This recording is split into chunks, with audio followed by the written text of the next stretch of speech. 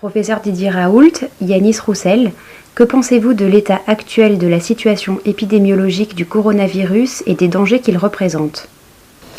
Bien, écoutez, on a plus de cas en France, c'est évident. En même temps, on a plus de recul. Tout ça est à mettre en perspective de ce que nous savons.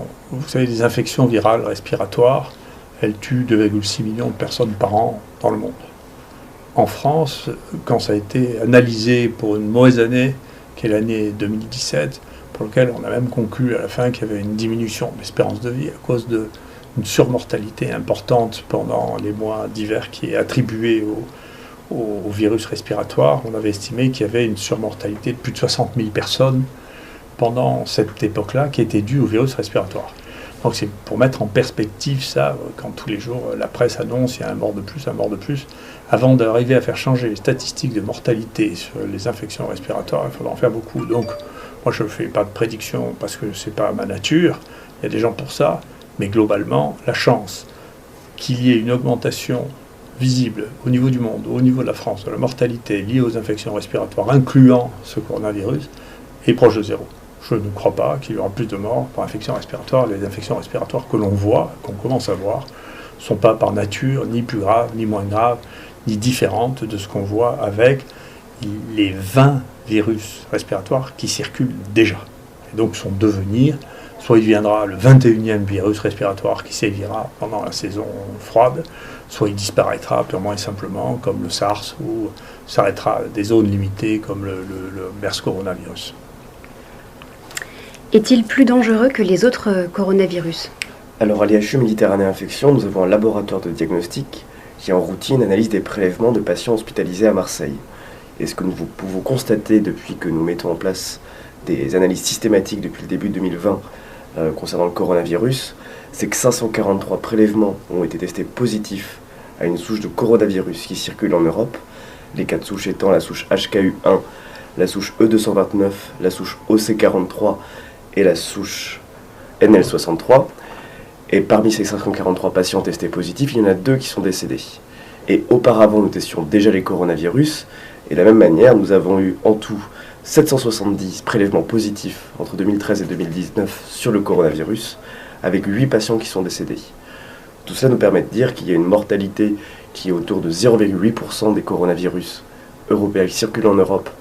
Et cette mortalité est à comparer au 1,3% qui représente la mortalité du coronavirus chinois dans les pays de l'OCDE. Parce que les maladies et les infections respiratoires, le pronostic des infections respiratoires dépend de la qualité de soins, de la qualité des soins et de l'accès aux soins dans les pays dans lesquels ils sont diagnostiqués.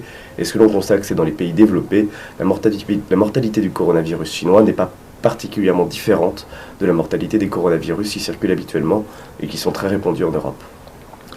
D'ailleurs, la réflexion collective qui est en train de se mener nous laisse tous penser, quand les gens veulent bien prendre un peu de recul, que la mortalité va probablement être du même niveau que la mortalité de la grippe. Donc ce n'est pas quelque chose qui est particulièrement impressionnant. C'est contagieux, ça n'a pas la même contagiosité en fonction des endroits, parce que on commence à le voir chez les gens qui ont cette maladie, pas nécessairement les plus malades. Il y a des gens qui excrètent des milliards de particules virales, ceux-là sont contagieux, et il y en a qui, en dépit du fait qu'ils sont malades, vont excréter 1000 fois moins de virus et donc représentent un risque de contagion qui est moindre. Quelles sont les perspectives de traitement désormais ? Alors, on vient, nous, d'avoir notre projet de recherche sur l'hydroxychloroquine accepté et qu'on met en place, avec 2 objectifs. Un, améliorer la prise en charge clinique qui est pour les patients qui présentent une pathologie qui sont relativement graves, et d'autre part, voir si on arrive rapidement, parce que c'est ce que les Chinois ont dit, à faire diminuer le portage viral. C'est-à-dire quand le portage viral naturel se situe apparemment aux alentours de 12 jours, M. Zong a rapporté que sous chloroquine, le portage viral était réduit à 4 jours. Et donc on espère confirmer ces données parce que ça permettra en particulier pour ceux qui sont porteurs de quantité de virus considérables de diminuer cette charge virale et le risque de contamination secondaire. D'ailleurs, encore une fois, la Chine, maintenant l'Iran, d'autres pays sont en train de recommander en première intention d'utiliser la chloroquine, qui est quand même, là aussi, on a entendu beaucoup de choses, mais vous savez, de connaître les risques toxiques d'un médicament qui est utilisé depuis 60 ans ou 70 ans, c'est beaucoup plus facile que de connaître les risques toxiques d'un médicament qui n'a pas été utilisé, qui commence à être utilisé, pour lequel on n'a aucune idée de la toxicité. Donc le risque n'est pas du tout de même nature. Et encore une fois, nous allons utiliser l'hydroxychloroquine.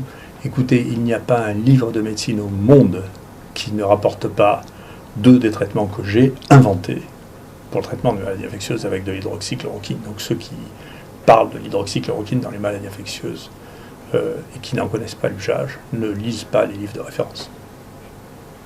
Merci beaucoup.